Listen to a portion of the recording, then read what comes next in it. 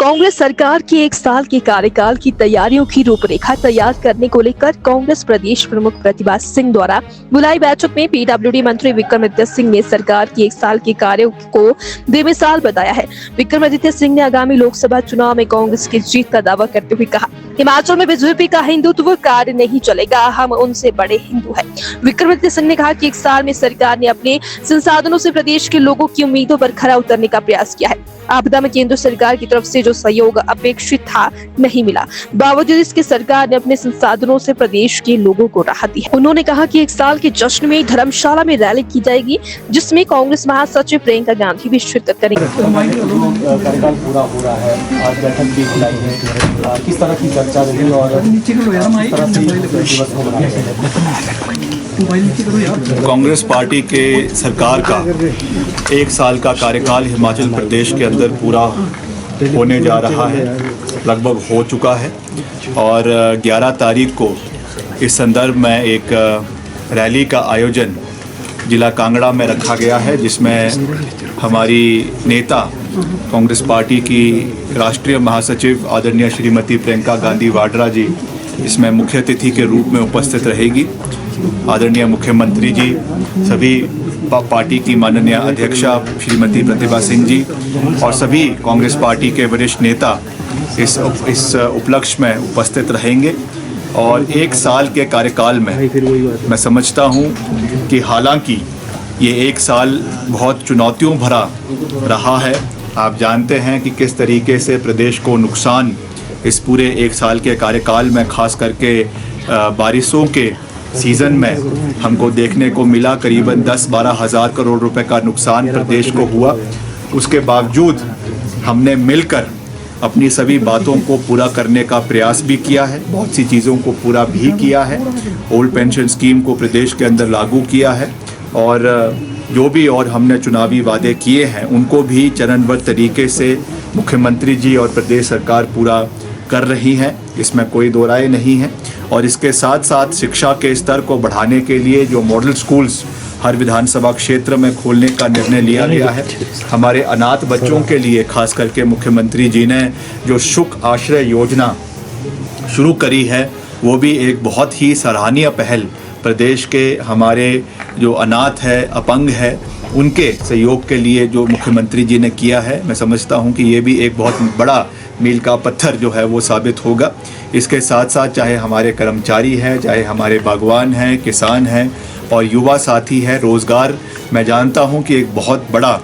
Challenge भी है रोज़गार देना, उसके लिए भी महत्वपूर्ण कदम उठाए जा रहे हैं। जो उसमें सोलर एनर्जी को बढ़ावा देने के लिए और ई टैक्सीज के लिए 50% सब्सिडी जो सरकार ने रखी है, जिसमें करीबन 800 करोड़ रुपए का बजट, 850 करोड़ रुपए का बजट सरकार की ओर से दिया गया है, जिसमें हर क्षेत्र में, हर ज़िले में, हर इलाके में ई टैक्सीज़ को बढ़ावा देने के लिए 50% की सब्सिडी सरकार की ओर से दी जा रही है। और सरकारी क्षेत्र में भी ये आदेश दिए गए हैं कि जो भी आने वाले समय में नई गाड़ियाँ ली जाएगी वो इन्हीं ई टैक्सीज़ के माध्यम से चलाई जाएगी, ताकि हमारे स्थानीय युवाओं को रोज़गार के साधन जो है वो मिल सके। ये सरकार की ओर से प्राथमिकता इस उपलक्ष्य में रही है। मगर साथ साथ जिस तरीके से ये मैं इस बात को आज उठाना नहीं चाहता हूँ, मगर क्योंकि उठाना ज़रूरी है, क्योंकि हमारे बहुत से ऐसे कार्य हैं जो हम करना चाहते हैं, मगर क्योंकि केंद्र से जिस तरीके का सहयोग मिलना चाहिए वो सरकार को नहीं मिल रहा है। जो हमारी बोरोइंग कैपेसिटी है उसको भी केंद्र सरकार ने लिमिट उस पर लगा दी है। और साथ ही साथ जो हमारी अलग अलग स्कीम्स में केंद्र सरकार का सहयोग हिमाचल को मिलता है, जो हमारा अधिकार है, उसको भी केंद्र सरकार देने में जो है वो अटकलें लगा रही हैं। ये मैं समझता हूँ कि दुर्भाग्यपूर्ण है, मगर फिर भी मैं इस मौके पर किसी पे कोई उंगला टिका टिप्पणी नहीं करना चाहता हूँ। मैंने अंदर अभी पार्टी के सभी कार्यकर्ताओं से भी यही निवेदन किया है कि हमको मिलकर इन विपरीत परिस्थितियों में भी मिलकर हिमाचल प्रदेश के हर वर्ग की आवाज़ को उठाना भी है, उन्हें पूरा भी करना है। और ख़ास करके युवा वर्ग के लिए रोज़गार के नए साधन जो कैसे पैदा करने हैं उसके ऊपर भी हम सरकार लगातार चिंतन कर रही है। जो हमारा जो सिलेक्शन बोर्ड था हमीरपुर में, उसका रीऑर्गेनाइज करके वहाँ पे चयन आयोग जो है बनाने का सरकार ने निर्णय लिया है। बहुत जल्द उसमें सारी रिक्रूटमेंट्स शुरू हो जाएगी और जो उसमें एक बहुत बर्निंग इशू हमारे JOA-ITs का था उस पर भी मुख्यमंत्री जी से हमने 2-3 दिन पहले भी बात करी है। उनका सारा प्रोसेस जो है बहुत जल्दी शुरू करवा दिया जाएगा और भी जो हमारे युवाओं के लिए किस तरीके से हम रोज़गार के नए साधनों को पैदा कर सकते हैं उसके ऊपर लगातार कार्य हो रहा है। जहाँ तक हमारे विभाग की बात है उसमें भी हम लगातार ये प्रयास कर रहे हैं कि प्रदेश में जो चाहे मेटलिंग टायरिंग का कार्य है, चाहे नए सड़कों के निर्माण का कार्य है, चाहे जो आपके आपदा के समय में जो नुकसान हुआ है उसके रेस्टोरेशन के लिए भी पूरा प्रयास किया जा रहा है। मगर उसमें भी एक कड़वा सच है जो मैंने पीछे कुछ दिन पहले पत्रकार वार्ता में भी आपके साथ जग जाहिर किया था कि हमको चाहे रिलीफ एंड रिहैबिलिटेशन में, चाहे डिज़ास्टर में, चाहे SDRA का, चाहे NDRF का जितना पैसा केंद्र सरकार से मिलना चाहिए था वो अभी तक हमको नहीं मिला है, जिसमें करीबन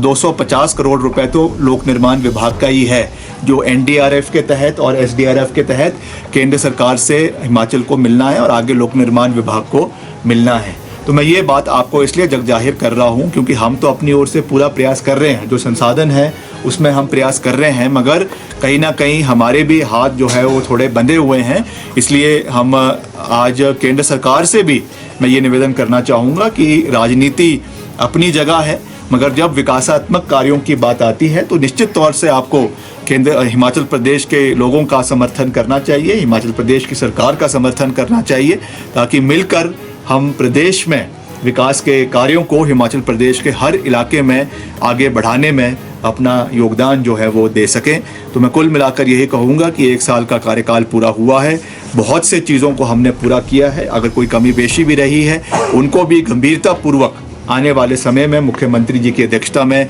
पूरा किया जाएगा, इसमें कोई दो राय नहीं है। सर, लोकसभा